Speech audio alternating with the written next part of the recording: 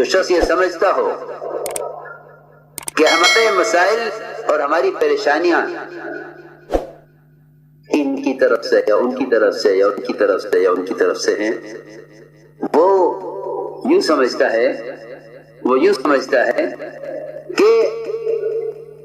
میرے کاروبار میں، میری دکان میں، میرے کارخانے میں نقصان یہ میری بھینس کی وجہ سے ہے، بھینس بدل دوں گا میرا کاروبار کا نقصان ٹھیک ہو جائے گا۔ میں بہت ضروری بات کر رہا ہوں، اس کو بہت توجہ سے سمجھنا پڑے گا، بہت توجہ سے اس کو سمجھنا پڑے گا۔ جتنے بھی حالات مسلمانوں پر ہیں، یہ ان حالات کی نسبت ایسی ذات کی طرف، ایسی شخصیتوں کی طرف کر رہے ہیں کہ جس کو میں عرض کر چکا کہ وہ اصل کائنات نہیں ہے، وہ اصل کائنات نہیں ہے، اصل کائنات مسلمان ہے۔ میں نے کہا تھا کہ اس کا عمل تو بہت بات کی چیز ہے، اس کی نیت کا بھی اتنا اثر ہے کہ اگر یہ اس کی نیت میں فساد پیدا ہو تو ایک باغ کا مالی بھی سمجھ لیتا ہے کہ مسلمان کی نیت خراب ہوئی ہے، اس لیے میرے باغ کے پھل کا رس کا مزہ بدل گیا ہے۔ یہ میں نے ایک واقعے کی طرف اشارہ کیا ہے، قصے سنانا مقصود نہیں ہے، یہ نیت کا اثر ہے کہ نیت خراب ہوئی مسلمان کی، اس کی نیت کا اثر یہ پڑا کہ پھل کا رس کھٹا، یہ اس کی نیت کا اثر ہے۔ تو میں نے عرض کی ہے بہت اہم بات ہے کہ اصل کائنات مسلمان ہے۔ پریشانی اس لیے ہے کہ اس نے اپنے تمام مسائل کو اور اپنی تمام مشکلات کو باہر کی شکلوں سے، باہر کے اسباب سے، باہر کے نظام سے، اور مزید عرض کر دوں کہ انہوں نے اپنے سارے مسائل کو اور تمام پریشانیوں کا الزام محض حکام پر لگایا ہوا ہے۔ صاف بات ہے، محض حکام پر ہے، حالانکہ میں عرض کر چکا ہوں کہ انعام سے ان کے مسائل کا کوئی تعلق نہیں ہے،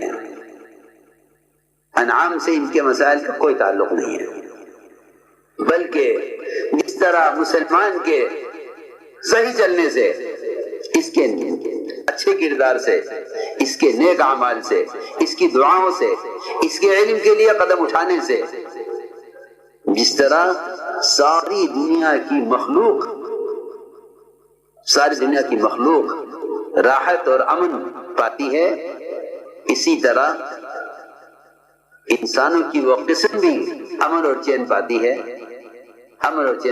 وہ قسم بھی امن اور چین پاتی ہے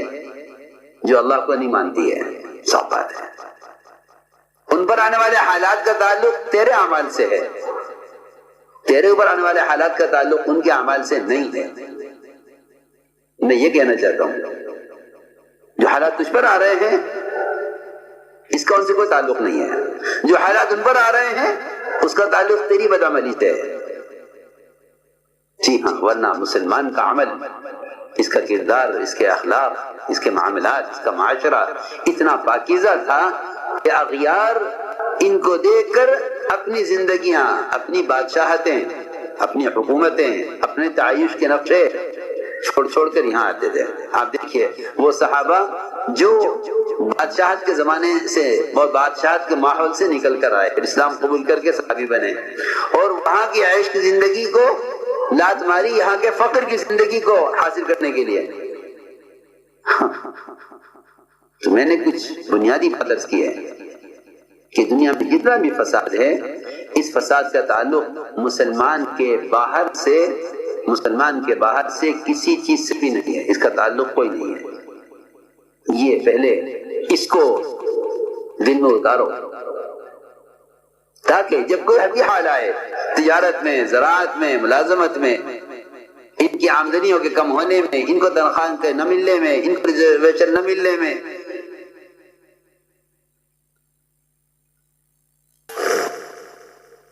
یہ یوں نہ کہیں کہ کہ یہ حالات مسلمان کے لیے، مسلمان کے ساتھ نہیں صرف،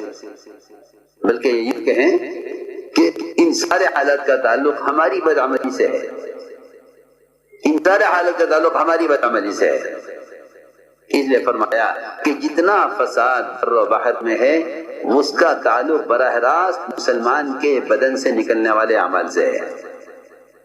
ہم سمجھتے تھے کہ مسلمان مخدوم ہے، کائنات خادم ہے، مسلمان مخدوم ہے، کائنات خادم ہے۔ تو میں نے عرض کیا کہ جو لوگ اپنے حالات کو حکام سے جوڑ دیتے ہیں یا اپنے حالات کو اسباب سے جوڑ دیتے ہیں، ایسے لوگوں کو قبر تک بھی راستہ نجات کا نظر نہیں آتا۔ سب باتیں یہ کہتے ہیں کہ ابھی صبر کرو،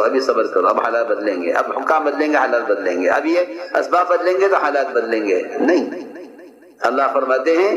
کہ اصبروا او لا تصبروا، صبر کرو یا نہ کرو، انما تجزون ما کنتم تعملون، کہ تمہیں جو سزا مل رہی ہے وہ تمہاری بدعملی کی سزا ہے۔ صبر سے اس لیے کہ جو حالات احکام کو توڑنے سے آتے ہیں، یاد رکھنا بات، جو حالات احکام کو توڑنے سے آتے ہیں، جو حالات احکام توڑنے سے آتے ہیں، اہم بات ہے کہ جو حالات احکام کے توڑنے سے آتے ہیں وہ صبر کرنے سے درست نہیں کرتے۔ کہ صبر کرو، کہ صبر یہ حالات کا علاج نہیں ہے، صبر کرنا حالات کا علاج نہیں ہے، پکی بات ہے کہ صبر کرنا حالات کا علاج نہیں ہے۔ آپ تکلیف برداشت کریں یہ علاج نہیں ہے، آپ دوا کریں یہ علاج ہے، آپ پرہیز کریں یہ علاج ہے، آپ صبر کریں کہ صبر کرنا علاج نہیں ہے۔ کسی بھی بیماری میں آدمی صبر کرے یہ علاج نہیں ہے۔ ہاں، تو میں نے عرض کیا کہ جتنے بھی حالات ہیں ان حالات کا تعلق براہ راست مومن کے عمل سے ہے۔ بس فرق یہ ہے کہ حالات سے سبق وہ لے گا جو اللہ کو جانتا ہے، اور جو اللہ کو نہیں جانتا